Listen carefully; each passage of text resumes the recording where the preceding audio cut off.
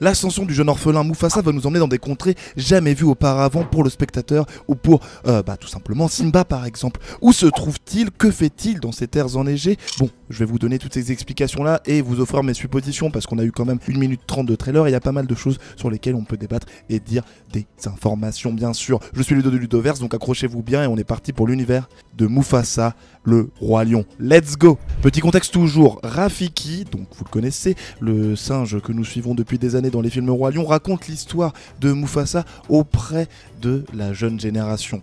Dans la jeune génération, cela comprend donc Kiara, la fille de Nala, et Simba, les désormais souverains de la Terre des Lions, ainsi que Timon et Pumba, les fidèles amis de notre bon Simba. Le film Mufasa, le roi lion, va donc se dérouler en partie dans le passé et aussi dans le présent, comme on a pu le voir dans le trailer où Timon et Pumba affrontaient un lion qu'on ne connaît pas, ou peut-être que si, je vous expliquerai ça, enfin je vous ai expliqué ça dans une autre vidéo, peu importe, et on va vraiment suivre les aventures de Mufasa lorsqu'il était jeune jusqu'à son âge adulte et jusqu'au moment où il a eu le fameux Simba. Et au cours de ces aventures, le jeune orphelin qui est Mufasa va faire la rencontre de pas mal d'amis, dont Sarabi, sa future femme, Rafiki, qui est en train de conter l'histoire parce qu'il l'a vécu en grande partie, ainsi qu'un lion assez sympathique et assez gentil de sang royal appelé Taka. Ils vont partir tous ensemble à l'aventure pour trouver leur destinée et leurs liens vont être testés tout au long de leur périple à cause d'un ennemi terrifiant qui va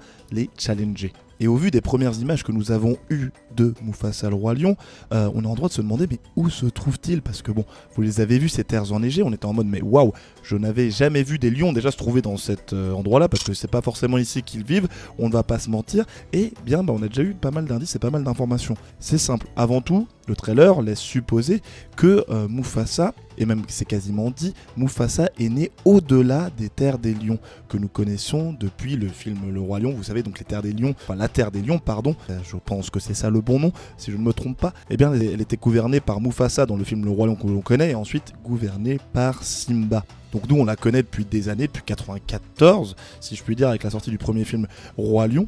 Et sauf qu'il s'avère que Mufasa lui n'a pas du tout grandi sur la terre des lions. Il a grandi au-delà de, vous savez, cette vallée, donc la terre des lions baignée par le soleil, au-delà même encore du cimetière des éléphants, territoire des hyènes. Et c'est d'ailleurs même Rafiki qui le dit dans le trailer, comme quoi Mufasa lui il a vécu au-delà des montagnes, des qu'est-ce qu'il a dit d'autre, au-delà de la lumière et des ténèbres, des ombres, etc. Et donc vraiment lui il n'avait aucune connaissance, je pense à ce moment-là, de la terre des lions. Bien que ses parents Mufasa soient bel et bien dans le film, on n'est pas sûr qu'on nous les présentera, ou peut-être qu'on les verra par le biais d'un flashback ou d'un échange avec des esprits comme Simba l'avait fait avec Mufasa dans le premier film Le Roi Lion. Vous savez, quand il parlait aux nuages, etc. Mais bon, partons dans le postulat que pour la quasi-totalité de son existence, Mufasa va se débrouiller seul dans ces terres dans lesquelles il a grandi. Et a priori, le film va se dérouler en grande partie, voire la quasi-totalité, dans ces terres inconnues. On aura peut-être un nom qui sera donné à un moment, pour l'instant nous ne l'avons pas, mais en tout cas oui, ce sera dans des territoires que nous n'avons pas l'habitude de connaître et de côtoyer. Et au cours de cette aventure, et je pense que ce sera sur ces terres-là, qu'il fera la rencontre notamment, bon après je vous expliquerai un petit peu plus, mais de sa femme, donc je disais future femme Sarabi, de Taka et de Rafiki. Taka qui est, voilà, je ne sais pas si vous le savez, bon attention spoiler, mais bon c'est pas forcément des plus importants comme information, vu comment est présenté le personnage de Taka, mais c'est normalement le futur Scar et c'est lui qui a du sang royal de base, parce que Mufasa n'a aucun sang noble dans son sang comme le présentait Rafiki. Et je pense en fait que Taka a fait donc toute la route en passant par ces montagnes enneigées qu'on voit dans le trailer, et ces montagnes enneigées là représentent en fait la frontière entre la terre des lions qu'on connaît et les territoires qu'on a pu découvrir dans le premier film Le Roi Lion, et le lieu de vie et les lieux de périple et d'aventure de Mufasa lorsqu'il était jeune. Mais on est donc en droit de se demander pourquoi Taka est allé au-delà de la terre des lions. Et oui, parce que Taka a dû rencontrer Mufasa sur ses terres à lui, comme nous le laisse penser, vous savez, donc les montagnes, sur les montagnes enneigées, on voit qu'en tout il y a 4 personnages, dont 3 lions et Rafiki, ce qui est quasi sûr, et je pense que dans les 3 autres lions c'est Sarabi, Mufasa ainsi que Taka. Et pourquoi donc Taka est allé jusque là? Je pense qu'il a dû fuir les terres qu'on connaît, donc le territoire des lions. Pourquoi? Pour se protéger d'une menace qui a grandi et qui s'est trouvé des fidèles, appelés Kyros. Kyros qui est pour moi, donc Kyros c'est le lion, on voit un lion dans le trailer un autre lion qui n'est pas Scar. Je l'explique dans une vidéo, n'hésitez pas à la voir. Et il est présenté comme étant un lion, donc pas dans le trailer mais dans la description de ce dernier, comme étant un lion formidable qui veut agir en lien avec sa fierté. Et je pense qu'il veut tout simplement devenir roi, ce qui est tout à fait possible même s'ils ne le disent pas clairement. Et pour ce faire, il a dû potentiellement éliminer les parents de Taka et Scar, je pense, possible, et prendre le contrôle de la Terre des Lions. Et donc Taka, pour pouvoir protéger ses terres et reconquérir son royaume, étant donné qu'il est censé devenir roi, vu son sang royal, il est parti en quête d'aide dans des territoires qu'il n'a jamais découverts, et il va voyager seul, un peu à l'image de Nala qui, dans le Roi Lion, le premier volet, était parti du royaume lorsque Scar avait pris le contrôle avec les hyènes, etc., pour trouver de l'aide et le destituer, vu que la terre des lions était devenue totalement aride, les hyènes étaient en train de bouffer tout le monde, et donc il n'y avait plus du tout d'équilibre. Et au cours de sa quête, Taka va donc tomber sur notre bon Mufasa, ainsi que Rafiki et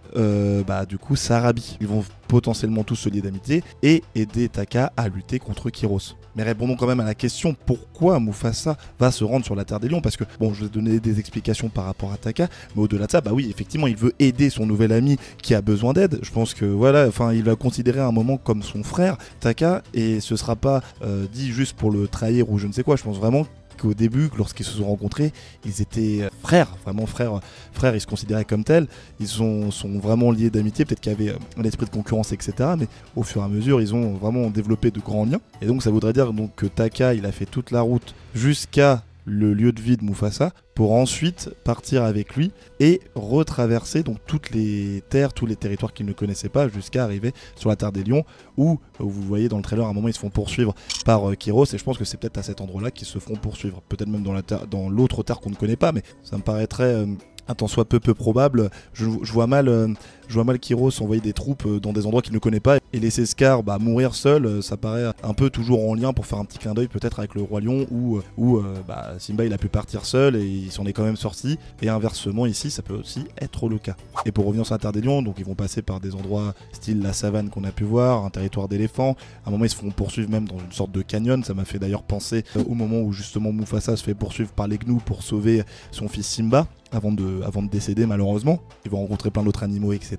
Patati patata, peut-être même Zazu qu'ils vont croiser à ce moment-là, et avec lesquels ils vont créer des liens d'amitié. Après, concernant Sarabi et Rafiki, il y a deux possibilités concernant leur rencontre auxquelles j'ai réfléchi, parce que en gros, ce qu'il peut se passer, c'est que d'un côté, on a Sarabi et Rafiki qui étaient déjà originaires de la Terre des Lions, ils étaient en lien direct avec Taka et la famille royale, donc Rafiki qui est normalement le conseiller, un peu le sorcier, je sais pas comment on peut vraiment qualifier ça, de la famille royale, et c'est comme ça qu'il était présenté dans le Roi Lion, et ça m'étonnerait pas qu'il agissait déjà à l'époque auprès des parents de Taka, etc.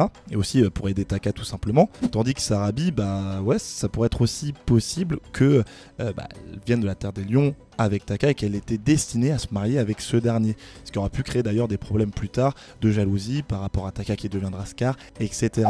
Et donc Sarabi et Rafiki auraient accompagné Taka pour trouver de l'aide afin de lutter contre le lion Kyros. Ce qui expliquerait pourquoi ils sont eux aussi présents sur les terres enneigées. Mais après, il y a une autre possibilité tout simplement, c'est qu'ils soient originaires des terres dans lesquelles vit Mufasa, et que Mufasa les ait rencontrés tout au long de son existence, lorsqu'il a grandi, etc. Ils sont peut-être devenus amis, parce qu'il y a un moment même dans le trailer où on voit un petit lionceau qui semble être Mufasa sauter sur des hippopotames, ainsi qu'un autre lion, donc ça peut être tout à fait un lionceau femelle, et ça pourrait tout simplement être Sarabi, donc ils se connaîtraient bien avant, et c'est plus tard qu'ils tomberaient donc sur Taka avec lequel il créerait des liens d'amitié, et Rafiki le rencontrerait aussi au cours de son périple. Et c'est lorsqu'ils se seront réunis tous les trois qu'ils décideront potentiellement, en rencontrant Taka, de l'aider à lutter contre la menace, donc Kyros et ses troupes, qui a potentiellement le contrôle sur la Terre des Lions, et qui aurait donc tué soit les parents